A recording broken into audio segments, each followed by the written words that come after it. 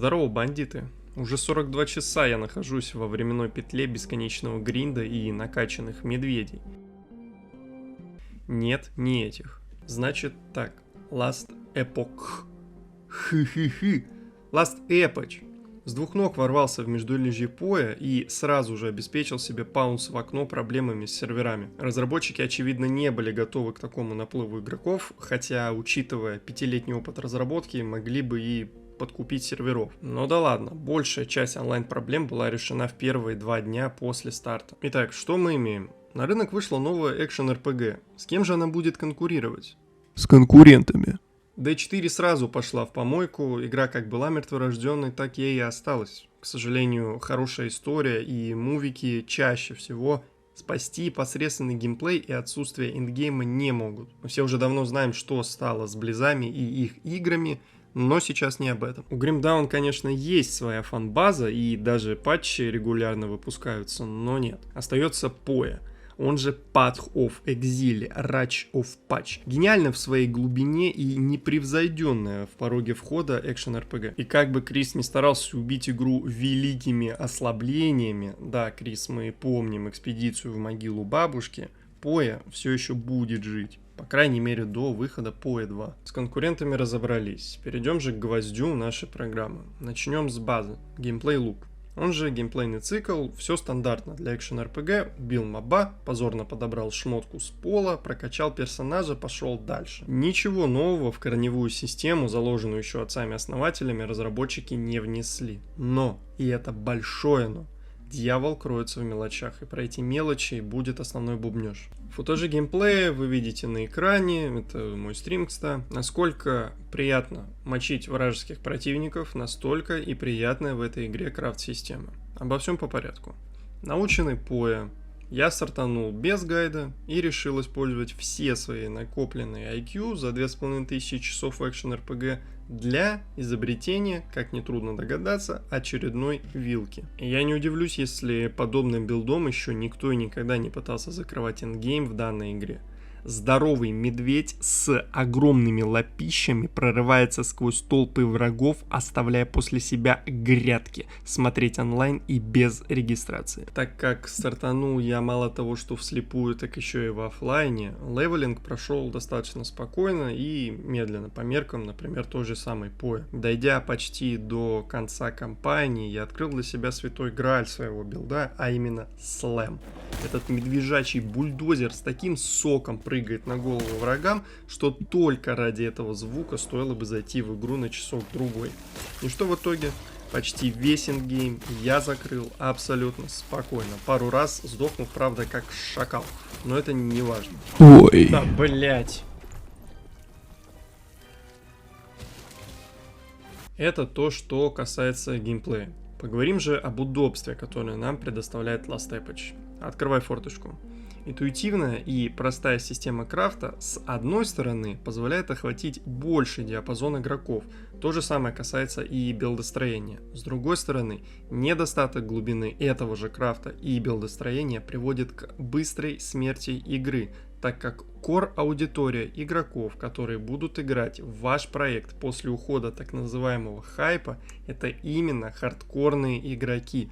Ребята, тратящие сотни и тысячи часов на одну игру. Они строят билды, наполняют трейд, если играют на трейде, редкими предметами, меряются письками в том, кто больше боссов закрыл, кто сделал это палкой от пылесоса, а кто с помощью имбового скилла. Чаще всего именно эти игроки поддерживают жизнь в игре и, кстати, в нее же и донатят. Позволит ли система строения и крафта Last Epoch завоевать этих самых хардкорщиков? Вопрос спорный, скорее всего, нет. Система монолитов, здешний аналог карт и 3-4 данжа, с одной стороны, для рядового игрока контента предостаточно. Сбегал пару мапок, побил парочку боссов, потрейдился, насладился пейзажами и доволен. О трейде, кстати, чуть позже. С другой стороны, даже несмотря на прекрасные анимации, сочные звуки и разнообразие лейаутов, в один момент хардкорному игроку наскучит бегать по сути своей 2 механики. И тут на сцену выходит билдострой. Переделать персонажа не составит труда, стоит он сущие копейки, по меркам эндгейма. Единственное, что не получится сделать сразу, так это прокачать скиллы, на это уйдет немного времени. Адекватный ассортимент скиллов и разнообразие классов позволит в конечном итоге удержать игрока еще ненадолго. Пару слов о трейде. Сделан он добротно, просто и понятно. Выставил шмотку, ее купили, деньги тебе переводятся автоматически, даже пока ты в оффлайне. В общем, мечта любого поешера. История. Она в игре определенно есть. Прочитав все мейн-квесты и почти все побочки, я не нашел в ней ничего особенного. Классическое путешествие во времени со спасением мира. Нас бы уже кто-нибудь спас, господи, прости. Но кое-что мне все-таки запомнилось. Она. Та самая альтушка... Так, стоп. Не то. Да, блять. Спокойно. Снейк Пусси. В общем, она должна была быть, как я считаю, главным боссом этой игры, но то ли я не дошел, то ли про нее забыли, но все, что мы получаем в конце мейн-квеста, это пародию на ту гифку с девочкой с лазерным орудием пыток. No, get out of my mind! Get out!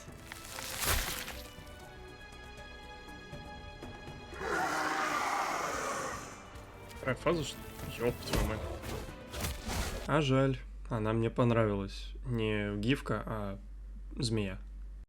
Затрагивая историю, можно пройтись и по музыке. На фоне, как вы уже поняли, все это время был ост из игры. На мой вкус, достойно. Под стать экшен-РПГ. Это не уровень Хироюки Савана с его врезающейся в голову скрипкой.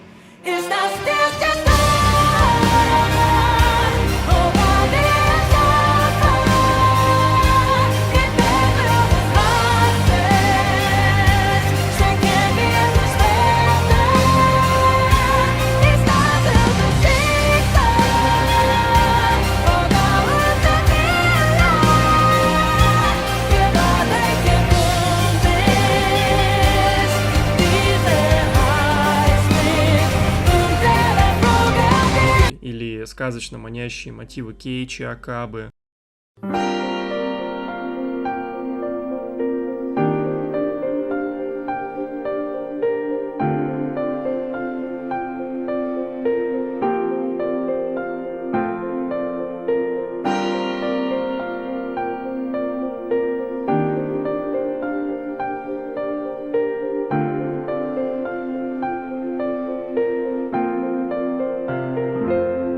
Не ностальгическое море Пауля Ромеро.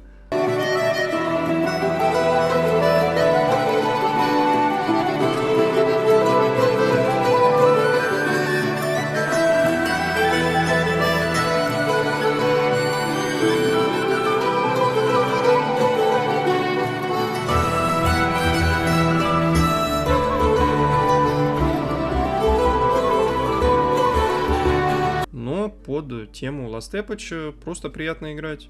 Закончив очередной монолит, ты возвращаешься в хаб-локацию, тебя встречает приятная расслабляющая музыка. Как будто все в этой игре сделано для того, чтобы игроки просто приятно проводили в ней время.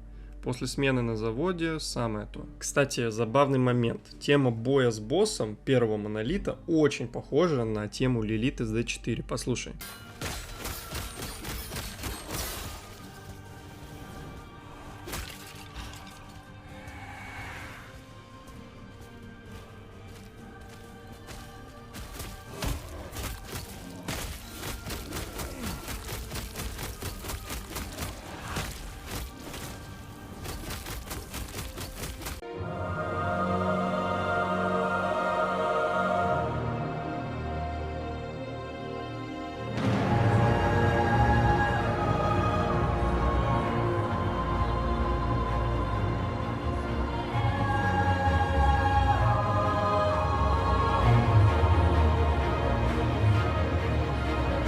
И вот как выглядит анимация умения одного моба.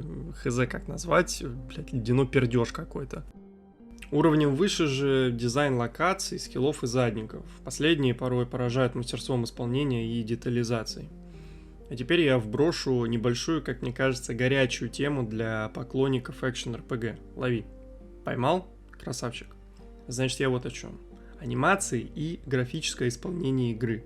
Для того, чтобы сделать красиво выглядящий скилл, нужно потратить время и ресурсы на его создание.